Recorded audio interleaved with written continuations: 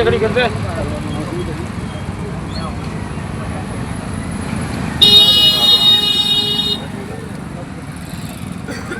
नाम से जिहादी आतंकवादी लड़के ने समाज की 15 साल की बच्ची को लव जिहाद में फंसा कर मौत के घाट उतारा है। घर पे बुलडोजर चलना चाहिए, कोई मतलब नहीं है। हम सच बोलेंगे बिल्कुल भाई, और किसी के बाप का बाप भी होगा ना, किसी का डर नहीं है भाई। हम तो ऐसी बोलते और ऐसी बेबाक तरीके से बोलेंगे भाई। इस पल्ला क्षेत्र का भी इस्लामीकरण देख रहा हूं मैं। कर रही हो अंकल जी बोलो गोबर खिलाएंगे। मेरा एंगल चढ़ गया, कसम भगवान की है। कहानी वो होगी तेरे साथ में कि मतलब तू ये सोचेगा कि अलग अलग मैंने गलती करी क्यों, मैंने क्राइम ही क्यों करा इस धरती पे आकर के।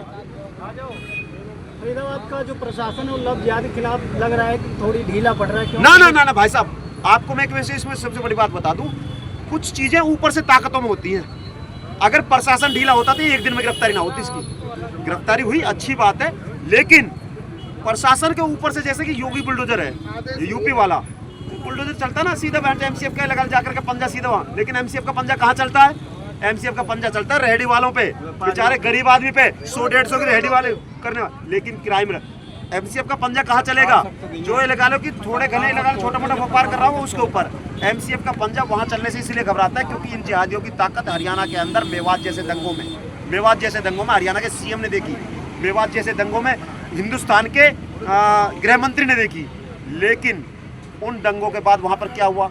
बाहर से छीने वो झटकाए गए, यानी कि छज्जे गिराए गए थे। तो मेरा तो भैया ये है कि एक बार सत्ता में ना ऐसा बुलडोजर बाबा भी आना चाहिए जो ये लगा ले पूरे भारत के अंदर से इन जिहादियों को मानसिकता पर अंकुश लगा दे। पंकज भाई जी, आपको क्या लग रहा है कि ये जो है बंदा अभी क्राइम करके जेल गया है, कितने दिन में बाहर आ सकता है? भाई सुनो, जो कानूनी कार्रवाई है उसके हिसाब से तो ये गया कई सालों के लिए। अब पीड़ित परिवार पे डिपेंड करता है कि उनका वकील या हमसे वो लगा लो कि वकील की अपेक्षा रखते हैं किस तरह का, क्योंकि अभी जो जुडिशली है और जुडिशली में लगा लो कि जो प्रशासनिक है या फिर वो बैठे हैं जज साहब हैं, उनका निर्णय क्या आता है। और पुलिस की कार्रवाई में पूरी ठोस कार्रवाई दी जा रही है, इसको अंदर रखा। बंगाल में भी बुलडोजर चल रहा है, क्या कहेंगे? बढ़िया चल रहा काम वहाँ। भाई मैंने कह रहा हूँ धीरे धीरे सब जगह हरियाणा भी उसी रणनीति पे आने वाला है, बहुत जल्द आएगा और इस पर अच्छी कार्रवाई होगी, ये भी हमें विश्वास है। लेकिन मेरा तो भैया उनसे कहना है कि भैया दोबारा गलती मत करना। जो अन्य रह रहे हैं यहाँ क्षेत्र में, इस क्षेत्र के अंदर बहुत से टायर पंचर वाले हैं, कोई जूस वाला रह रहा है, ये सारे जिहाद के अड्डे हैं। इनमें सीधा एक ही टारगेट है, बहन बेटियों को कैप्चर करो, क्योंकि बेटियां नहीं बचेंगी तो हिंदू समाज का आगे उत्थान बंद हो जाएगा। क्योंकि बेटी है तो आगे वंश है, और जब वंश ही नहीं रहेगा, जब वंशी तुम्हारे पास से छीन लिए जाएंगे तो आगे तुम वंश कैसे चलाओगे अपना?